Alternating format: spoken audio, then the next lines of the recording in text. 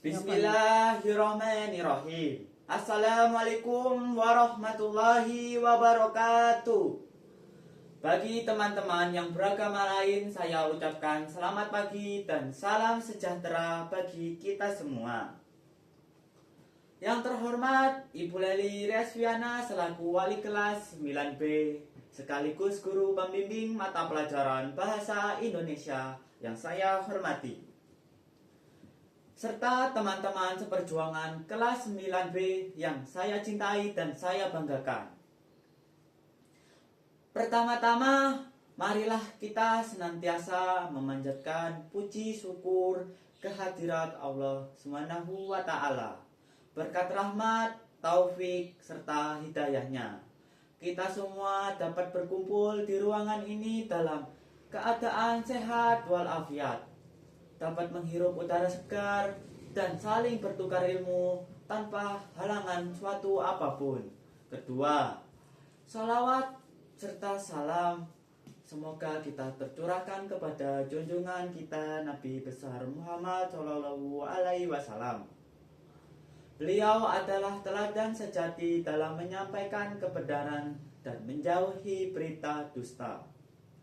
Semoga kita semua termasuk umatnya yang mendapatkan syafaat di akhir hari nanti. Amin ya robbal alamin. Teman-teman sekalian, sebelum saya melangkah lebih jauh, saya ingin mengucapkan terima kasih yang tulus atas semangat dan dukungan kalian. Saya tahu saat ini kita sedang berada di fase yang cukup berat. Sebagai siswa kelas 9, tugas praktik menumpuk, ujian sudah di depan mata, dan tugas kelompok seringkali menyita waktu istirahat kita. Namun, melihat wajah-wajah penuh semangat di depan saya ini, saya yakin kita semua adalah calon orang-orang sukses. Ada pepatah mengatakan, tak kenal maka tak sayang. Oleh karena itu, izinkan saya memperkenalkan diri. Nama saya Ahmad Januar Dwi Kusuma dari kelas 9B nomor absen 2, SMP Negeri 1 Yosowilangun, Kebanggaan Kabupaten Lumajang. Teman-teman yang berbahagia, kita saat ini hidup di era yang serba digital. Dunia seolah-olah berada dalam genggaman kita melalui gawai atau smartphone yang kita bawa setiap hari. Informasi mengalir seperti air bah yang sangat deras. Hanya dengan sekali klik, kita bisa mengetahui apa yang terjadi di belahan dunia lain dalam hitungan detik. Namun, kemudahan ini ibarat pisau bermata dua. Di satu sisi, ia memberikan dampak positif seperti kemudahan dalam belajar. Namun, di sisi lain, ia membawa dampak negatif yang mengerikan jika tidak waspada. Salah satu ancaman nyata di depan mata kita adalah hoak. Hoak bukan sekedar berita bohong. Biasanya, hoak adalah racun informasi yang sengaja dibuat untuk menutupi kebenaran, menciptakan kegaduhan, menimbulkan ketakutan, bahkan memicu perpecahan di masyarakat. Penyebaran hoaks saat ini sangat masif melalui media sosial yang kita gunakan sehari-hari, seperti WhatsApp, TikTok, Facebook, Instagram, dan Twitter. Mengapa hoaks begitu berbahaya? Membahayakan nyawa. Bahkan jika hoaks tentang konten kesehatan, misalnya pengobatan palsu yang diklaim bisa menyembuhkan penyakit kronis, padahal tidak memiliki izin medis. Jika masyarakat percaya dan mengikutinya, nyawa taruhannya. Menyebabkan perpecahan informasi yang tidak benar, seringkali mengadu domba antar kelompok, merusak persaudaraan, dan menciptakan kebencian yang tidak berdasar. Sebagai pemuda penerus bangsa, kita harus berpikir kritis. Kita tidak boleh menjadi tukang share yang hanya bermodal jempol tanpa menggunakan akal sehat.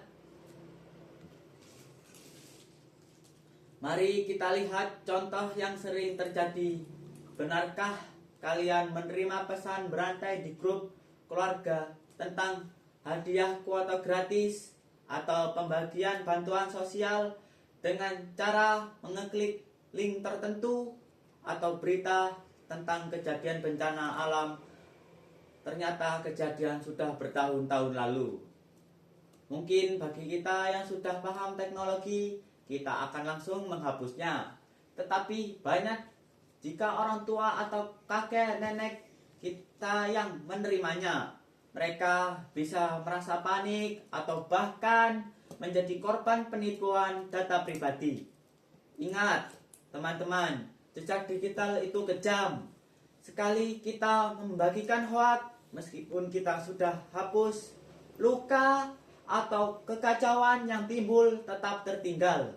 Apakah kita dikenal sebagai generasi yang menyebarkan fitnah? Tentu tidak. Lalu, bagaimana cara menyikapinya? Disinilah pentingnya literasi digital. Saya mengajak teman-teman untuk melakukan 5 langkah cerdas berikut. Pertama, verifikasi sumber. Cek apakah berita tersebut berasal dari media resmi atau kredibel, atau hanya dari akun yang tidak jelas identitasnya. 2. Periksa kebenaran informasi. Jangan membaca judul yang provokatif. Seringkali judul dibuat sangat heboh, padahal isinya jauh berbeda. Ketiga, cek tanggal kejadian. Pastikan informasi tersebut bukan berita kadaluarsa yang sengaja disebarkan, memicu emosi. 4. Edukasi diri. Jangan malas membaca. Semakin luas pengetahuan kita, semakin sulit kita dibohongi oleh narasi-narasi palsu. 5. Tanyakan diri sendiri, apakah informasi ini masuk akal atau tujuan disebarkan? Jika ragu, lebih baik berhenti di tangan kita saja. Ingat, sharing sebelum sharing. Teman-teman yang saya banggakan, karena kita sudah menyadari betapa bahayanya hoax, mari kita tingkatkan kesadaran dalam mengakses informasi. Mari kita jadikan internet sebagai saran untuk mencerdaskan, bukan untuk menyesatkan. Jangan biarkan jempol kita bergerak lebih cepat daripada pikiran kita. Demikian paparan saya dalam menanggapi fenomena hoax. Sekali lagi, semoga kita lebih baik dan lebih kritis dalam bermedia sosial. Mohon maaf apabila ada kata-kata atau sikap yang kurang berkenan di hati Ibu Leli maupun teman-teman sekalian. Kesempurnaan hanya milik Allah dan kekurangan adalah milik saya pribadi. Semoga bermanfaat. Terima kasih atas perhatiannya. Bila taufik wal hidayah. Wassalamualaikum warahmatullahi wabarakatuh.